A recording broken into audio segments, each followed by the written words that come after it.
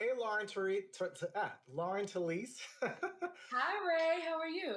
I'm good. I'm good. Welcome to the Atlanta Jazz Festival's virtual series in the tradition. I am Ray Cornelius, and I'm the host of Upfront inside the entertainment industry here at Jazz 91.9 WCLK. We are Atlanta's jazz station, and I'm so excited to be chatting with you. I received a phone call from the festival. They said, listen, we're coming back to historic Piedmont Park September 5th and the 6th, Labor Day weekend. And we're going to do this amazing virtual series of events, and we want you guys to be involved. And so naturally, we jumped on the idea, and we've been coordinating these interviews. And so we're really excited to be talking to you guys because you will be a part of this year's festival. And so, again, we're so excited to be back in historic Piedmont Park. It's been way too long. I think everyone right now is just really Yes. to get out, you know what I mean? Yes. Wanting to be out and about. And again, we're so excited about this music that is coming, amazing artists such as yourself that will be gracing the Atlanta Jazz Festival stage. And before we even go into that, I want to take you back. I want to take our viewers back. When did you know, or when did the passion for singing and performing, when did you know that you wanted to do this the rest of your life? I knew really early. I knew when I heard my dad and three of his brothers actually singing in my dining room on like Friday nights, singing things like The Whispers and Marvin Gaye and Curtis Mayfield. And even after seven, this was, in the early 90s when I was a kid. And I just was so enamored with them, so enamored with harmony and just the ability, the gift to just sing and emote. And I would like try to filter my little way in to the dining room as these grown men were doing their thing. Obviously, they had their little whiskey or whatever else. They just were kicking back after work. And I would get kicked out all the time. Like, go on, little girl, we're not trying to be parents right now. And one of my uncles actually was always a little under. It's still a joke now to this day. Like, he just always was off his part. And I would hear his part. And my dad would be like, that is not the note. Like, so I'd be in the corner like, trying to hum the note. Finally, one day, my dad actually heard me singing his harmony part for him and looked over at me. I was about seven, and I remember it like it was yesterday. He looked over at me and said, "You can sing." Like, he was actually shocked. All this time, I was like, "Duh!" Like, I've been trying to get your attention for all this time. So after that, I'm so grateful that he and my mom both had the presence of mind and were able to be, paying attention to me with all the other stuff that was going on in their world, and put me into different troops and choirs, and later had me audition for the Cleveland School of the Arts, where I was able to find jazz. So yeah, it started at home and went from there. And so when I looked at your bio and your website, I was like, why have I not known about you? And I was just like, okay, she is like the Rihanna of jazz because I love the pink hair. Wow, I love it. I love it so I, much. I love your style. So who influenced your style? Because again, you have a very unique look, and you don't look like a traditional jazz singer. Thank you. I actually really really love old Hollywood films. I love pop culture.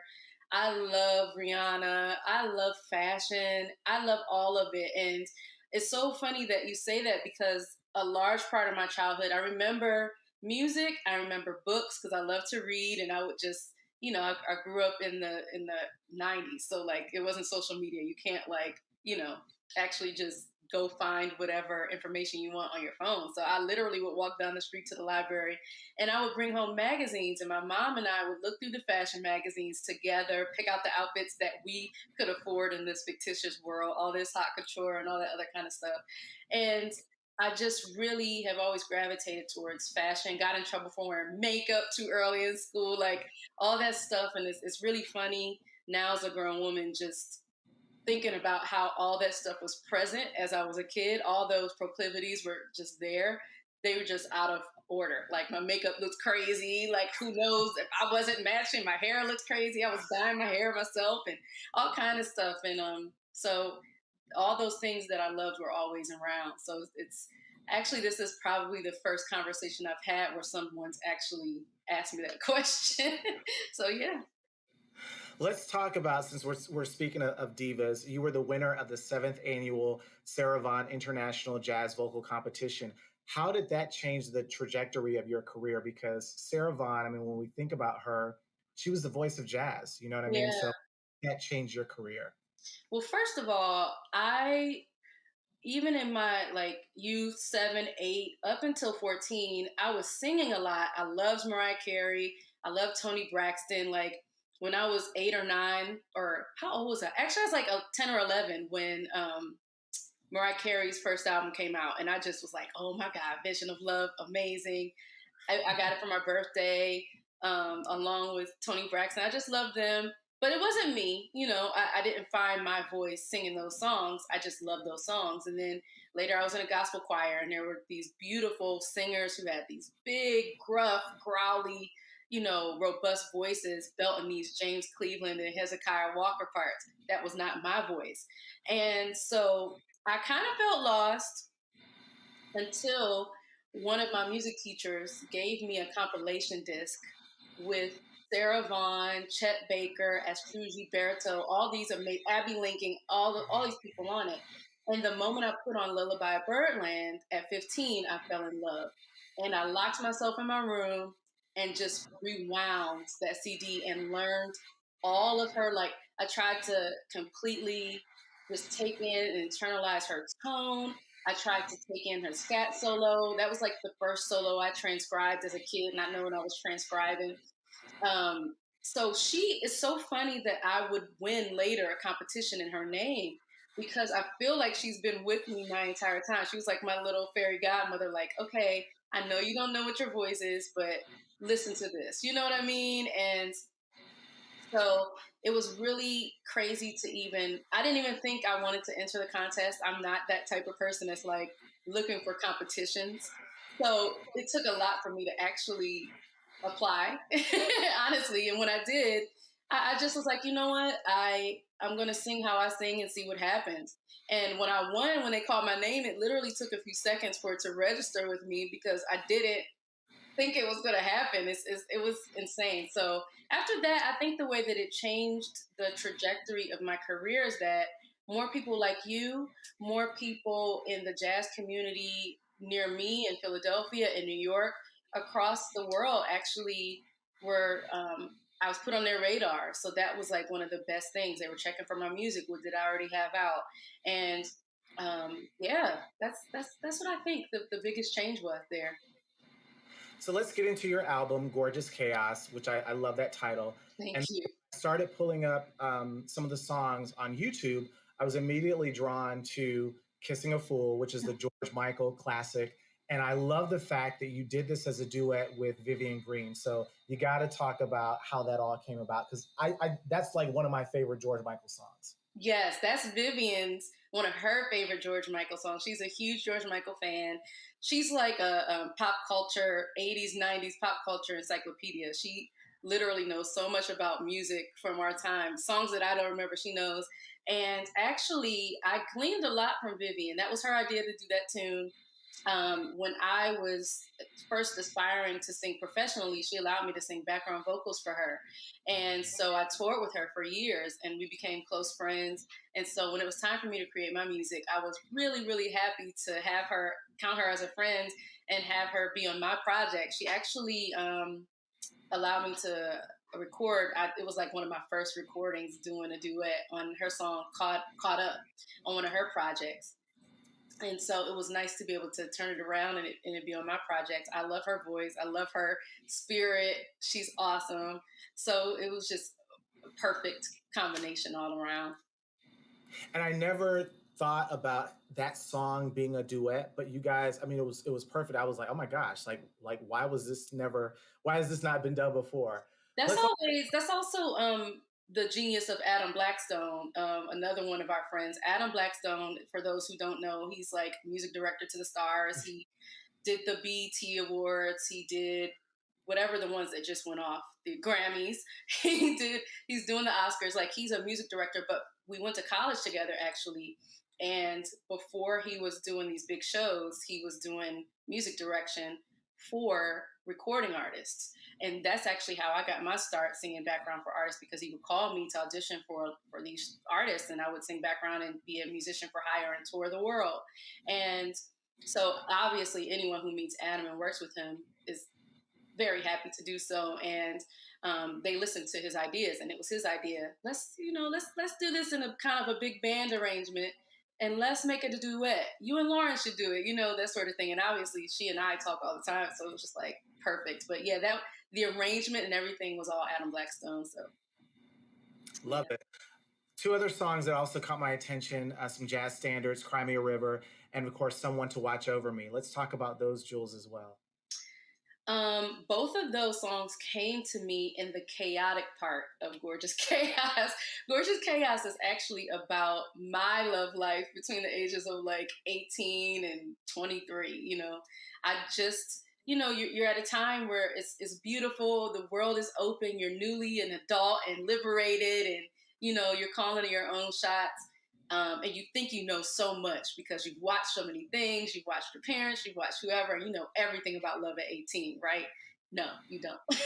And that is where the chaos comes in, because you're kind of finding out that you don't know everything, and also what you need, what you have to offer, what are your non-negotiables, what do you need to work on, all those things. And so when I was in a relationship that I didn't need to be in for a long time, I that song "Someone to Watch Over Me" was like a prayer, because it kind of was like, okay, I know this doesn't feel. I know I can feel better in a relationship. I know I can feel more loved and supported.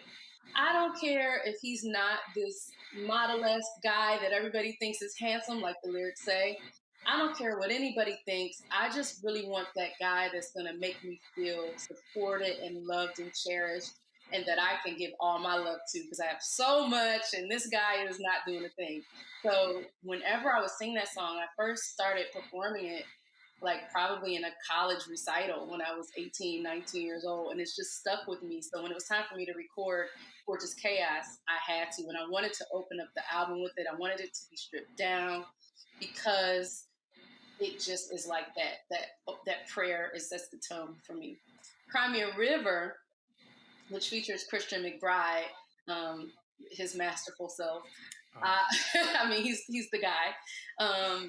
That song is one that I love to sing, because I finally, after too much time, got over the guy. And, it was kind of like, na na na na na, because he obviously, when I was over it, that's when he wanted to act right. Isn't that how it always is? So that's what happened. And so that song was kind of like, and I actually sang that for my senior recital in college when I was graduating. And I performed that song with all my heart and soul, because I meant them lyrics. Like, I cry rivers, now you're going to have to suffer, type of thing. So I always choose songs that I really can get inside, that I believe in, that I feel like if I was alive in the 50s, I would have written myself.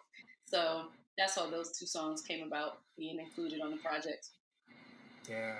So in doing some of my research, of course, I had to check out your IG, and I'm scrolling through the photos, and everything is just, fabulous, right? And then I see the photo of you and Quincy Jones. Oh man! You performed with your friend for it was like a series of shows. Yeah.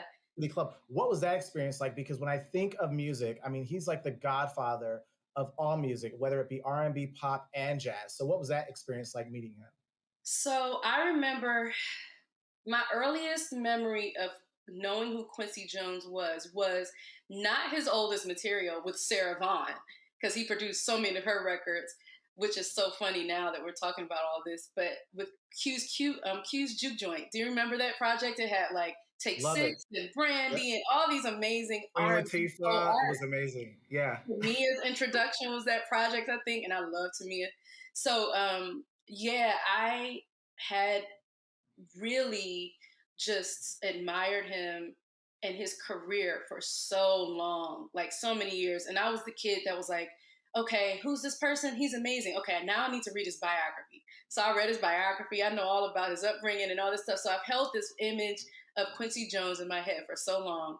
My friend Serpent with Feet, who's a phenomenal artist and doing so many great things now. We also went to college together at University of the Arts.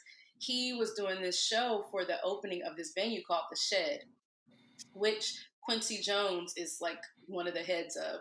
And he and Greg Phillinganes, who those two, they did Michael Jackson Yeah. stuff. So it was just a legendary night. So for my friend to ask me to sing with him, uh, I was just like, what? Okay. Still not even thinking about meeting Quincy Jones. I go and do the show.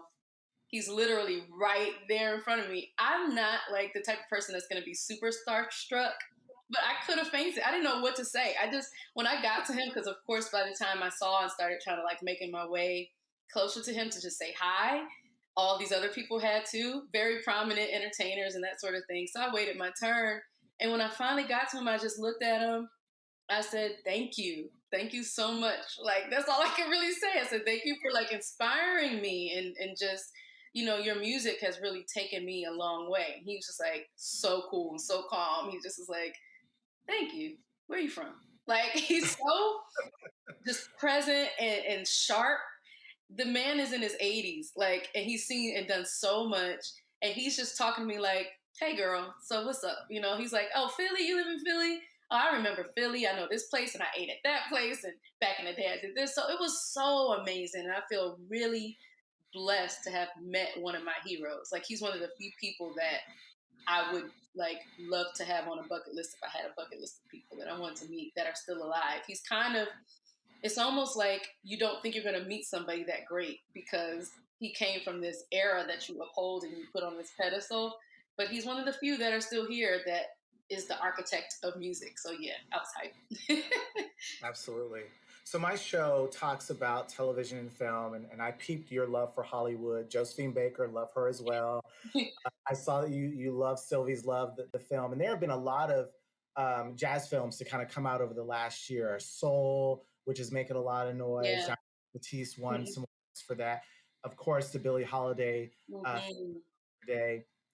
Would you want to do a film about a jazz artist, and who would it be if you could? Woo! That is a question, Ray. Man, I I was in awe of Andra Day's performance in the Billie Holiday movie. I mean, down to Billie Holiday's voice when she wasn't singing, like she had the talking voice down.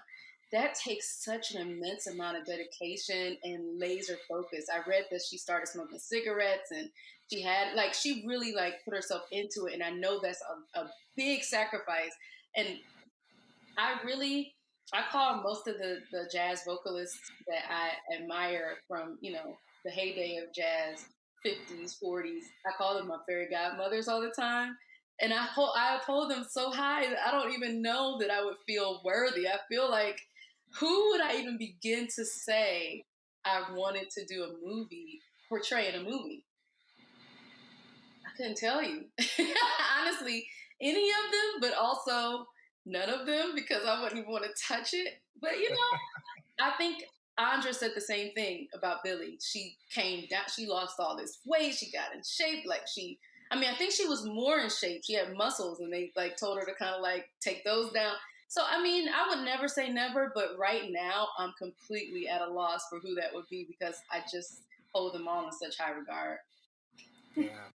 The series is called In the Tradition, and just wanted to know, how are you positioning yourself? Because when I listen to the music and I'm looking at your look is very different from Mhm. what we've seen before, with most artists. But you kind of come with your own swag, with your own look. But how are you kind of keeping it in the tradition of, because the music that you're singing is the traditional jazz music. It is the standards that we're so used to seeing older artists sing, but you're coming with this new, fresh, flavor to it. So how are you kind of staying in the tradition of that music, but also keeping it fresh and staying with who you are? Well, you know what?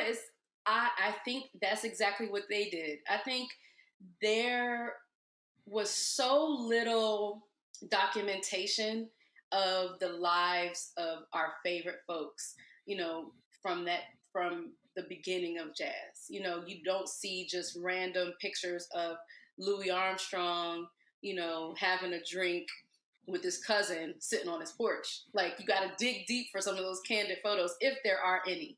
And I think that because of that, people kind of freeze what jazz needs to look like and sound like in that time frame, in that era. So you think when you see someone singing jazz, it needs to look like this, it needs to sound like this. But honestly, all of them were trailblazers. None of them were college educated per se. They were the beginning of what we're studying now.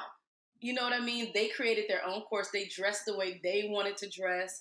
They walked the way that they walked. You know, Billie Holiday was born in Philly. She, grew up in Baltimore for what it's worth. Grew up as much as she could, and then was in New York, you know what I mean? And as she was a Black woman walking around the streets of New York, she came with that grit, but also had this glamour and this poise on the microphone. And that's just who she was. I'm a Black woman from Cleveland, Ohio, who moved to Philadelphia.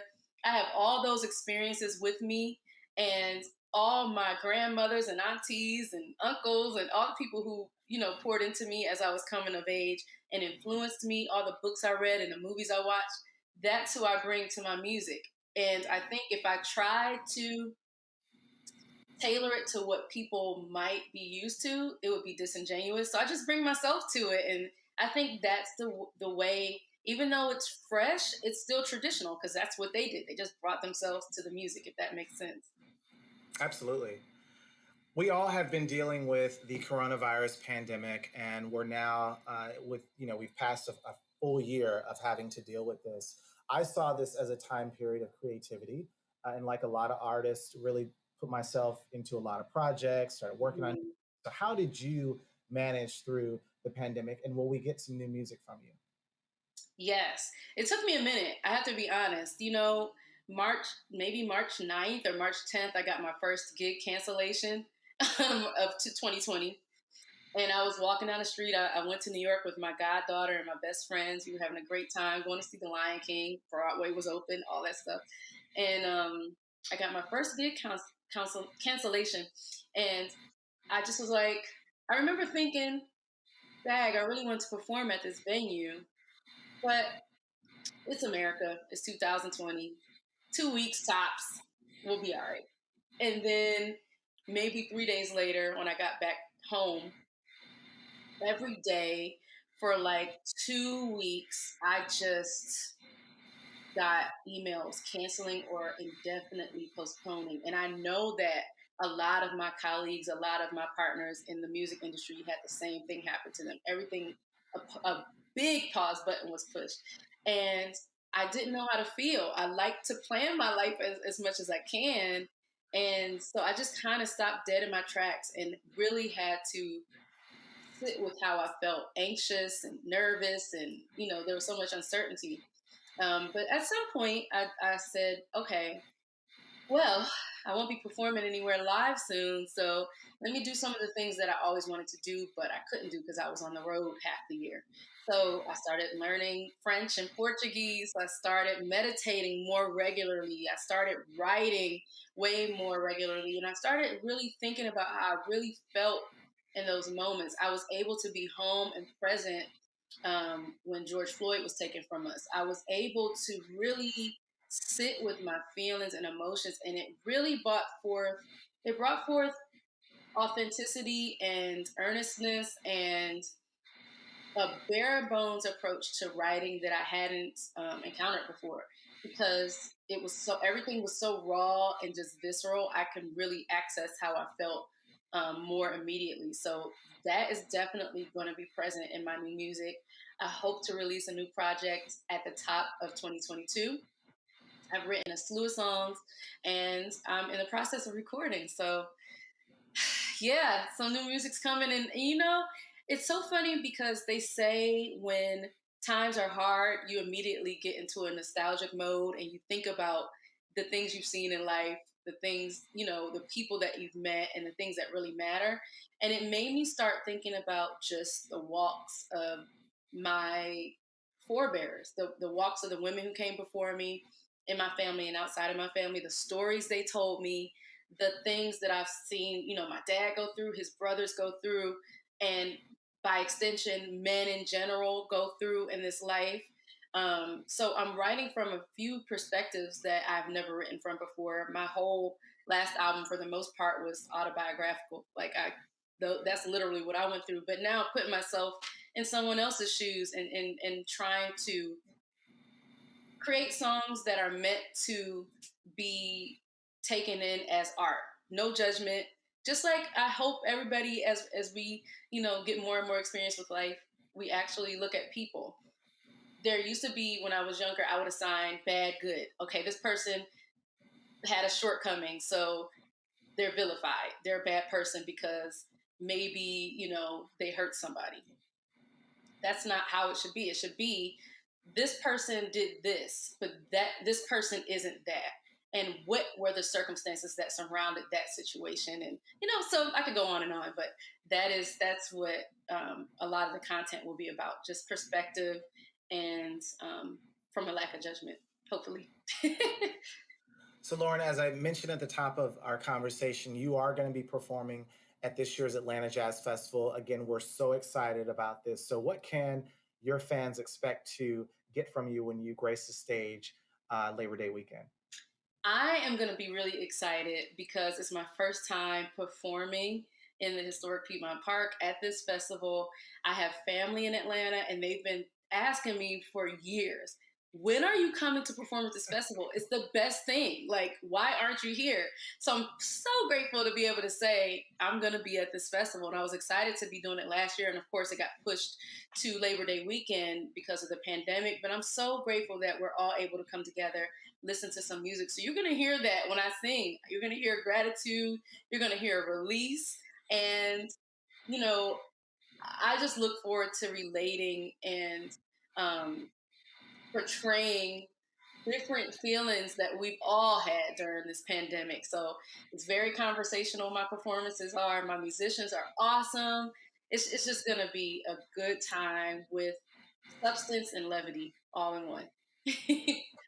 And this is a question I usually ask all of my guests. If you could go back and talk to little Laurin before you started all of this, before this became a part of who you are and who we know you to be, what would you tell that little girl, and what advice would you give to her?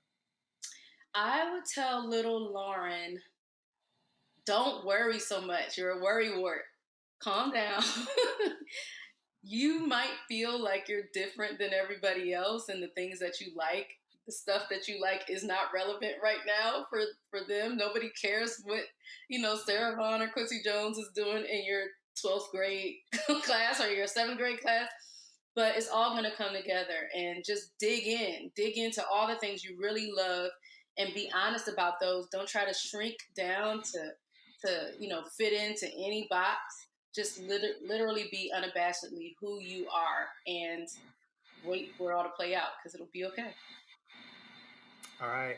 Laurin Talese, thank you so much for being a part of the Atlanta Jazz Festival's virtual series in the tradition. Again, you will be performing at this year's Jazz Festival, which is taking place at historic Piedmont Park. And again, we're super duper excited to have I'm you excited. and amazing artists coming down and getting us back to some type of normalcy. So we cannot wait to see you. And I can't wait to give you a hug. Me either, right? It's been so lovely talking to you. It's been like, Great, we've known each other for years. So love great talking to Can't you as wait. well.